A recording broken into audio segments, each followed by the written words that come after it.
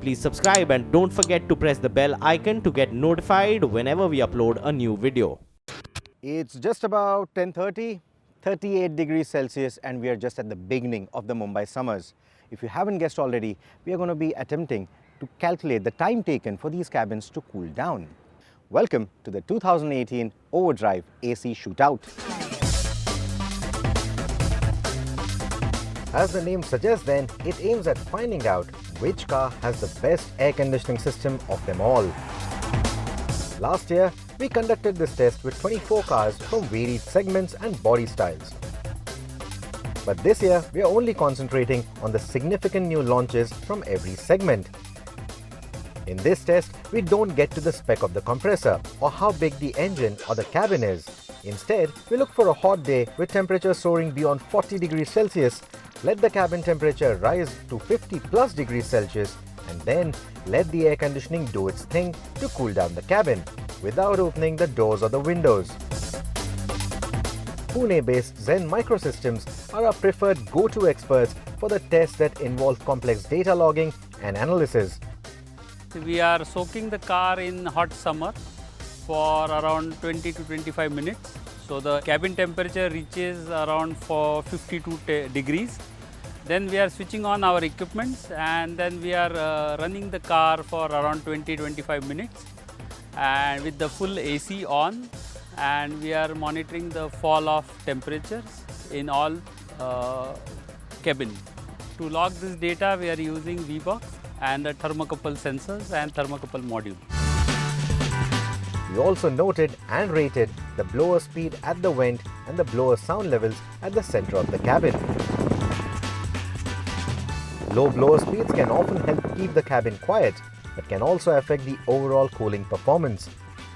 The sensors in various zones of the car and the difference between their readings also helped us rate how effective the circulation of the cabin was. The minimum temperature achieved, the rate of cooling, or the effectiveness of the circulation helped us finally rate the overall cooling of the cabin. Let us begin the test with the most awaited hatchback of the year, the MARUTI Suzuki Swift. We had plenty of expectations from it, but it came back with lots of hits and misses.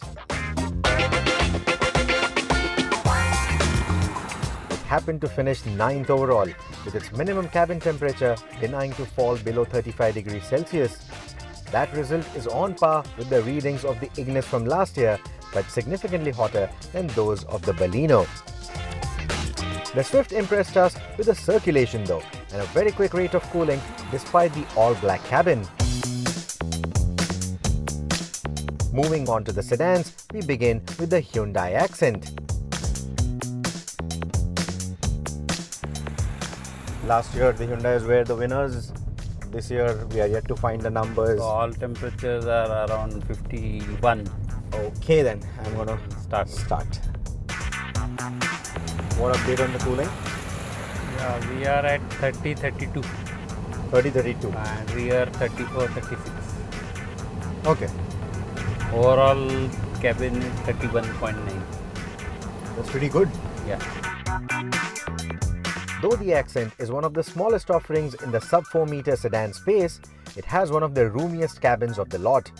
Despite the presence of rear AC vents, a slow blower speed showed a temperature difference of over 3 degrees Celsius between the front and the rear zones. However, a low vent temperature of 11.4 degrees helped the Accent achieve the coolest cabin honors of this test.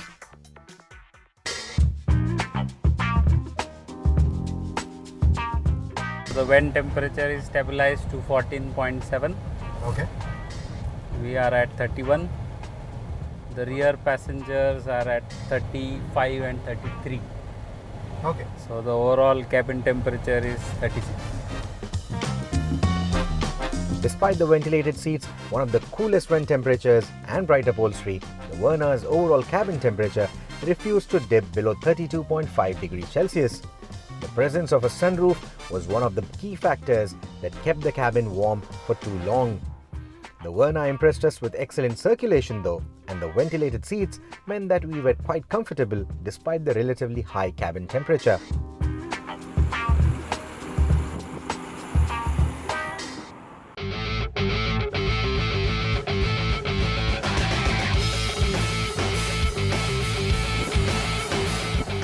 with your permission, I'm going to start Yes. the air conditioning. We expect some good results in this car. Yes, now the results, that's all there right on your laptop. We'll see if the numbers come out right. The vent temperature is already gone below 20. Below 20? Wow, this is faster than the Audi. The low vent temperature indicates that the car has a strong compressor. The all-black cabin, however, retained heat for a longer duration and significantly affected the cabin's rate of cooling. The large, seamless blowers incorporated in the simple design of the dashboard are silent and yet manage to blow out air at a high velocity, helping the Passat become the only car other than the Accent to reach a minimum cabin temperature of under 30 degrees Celsius. The brand new entrant in BMW's lineup has a spookily quiet cabin fit for a grand tourer. The air conditioning system of the 6 GT contributes to this effect with an equally quiet operation, and it does so with a low blower speed. So while the vent temperature is low and overall cabin temperature is pretty pleasant too, the 6 Series GT doesn't give you a blast of cold air that you might like after you enter a warm cabin. But then this car also allows you to pre-cool the cabin using the magical function on the display key. So straight up, it took a little while to bring the blowers up to speed. It took its own sweet time literally to start the blowers. But yeah, now I can feel the airflow. Here the instrumentation tells me it's 35.5 degrees outside. That's the overall global temperature. And the ambient temperature, like I said, is 47. Inside now, we are at how much? 33. 33 overall cabin temperature. Yeah.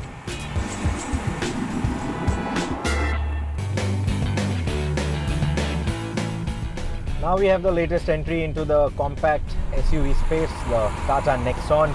Tata cars are known to be very good at cooling, and hopefully the Nexon will live up to those expectations as well. Blowers on in full swing. The Nexon wasn't as chilly at the vent, recording a temperature of a relatively high 16 degrees, but had a high blower speed that led to rapid cooling of the cabin. Even the circulation was one of the best, with the rear zone running only 1.45 degrees warmer than the front. For a nuclear family that loves traveling together then, the Nexon has one of the best air conditioning systems of this segment, pipping the scores of the similarly sized Maruti Suzuki Vitara Brezza from last year's tests.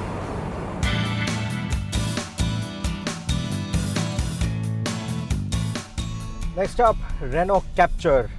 It's so hot right now, the cabin, I can't even hold the steering wheel. The Renault CAPTUR has a cabin that looks and feels airy thanks to the large glass house and the bright upholstery, but the latter seem to be one of the deterrents to the car's cooling performance.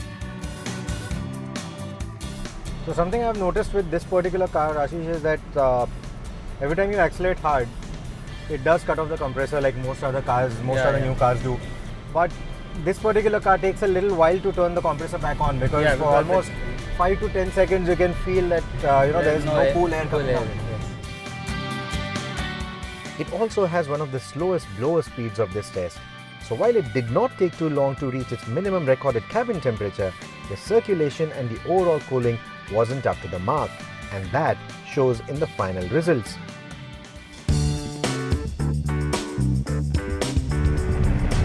This is the Jeep Compass. So now the vent temperatures are around 18 degrees. Okay, that's good. The front passenger is around 31, 32, and the rear are also at 31, 32. Okay. So the circulation is quite good. Circulation is quite good. Yeah. It does have rear AC vents as well. It has fairly big front AC vents as well. So even though the cabin is big, the cooling rates are quite good. The circulation is quite good. The Jeep Compass was quite a bit of a surprise for us.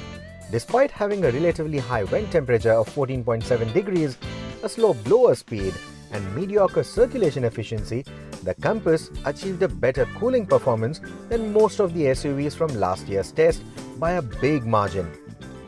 The compact cabin, absence of a sunroof, a narrow glass house, and the use of fabric upholstery play an important role in this impressive performance.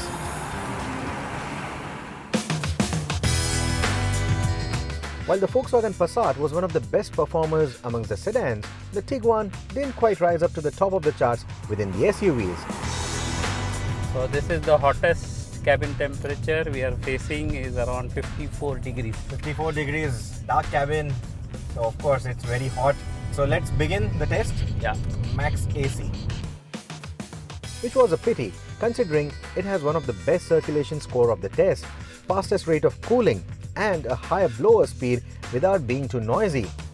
What marred its performance was a high vent temperature and the humongous panoramic roof that wouldn't let the overall cabin temperature fall below 32 degrees in the glaring overhead sun.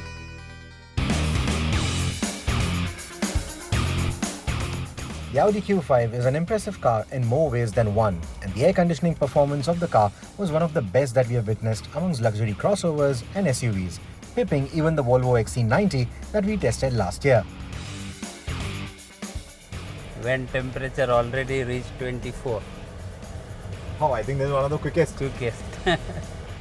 Let's just hope it also reflects in the overall cabin temperature. Yes. Nice bright upholstery in here, but you also have this big panoramic roof, and we've already seen in the Tiguan as well with the big panoramic roof, cooling does take a lot of time.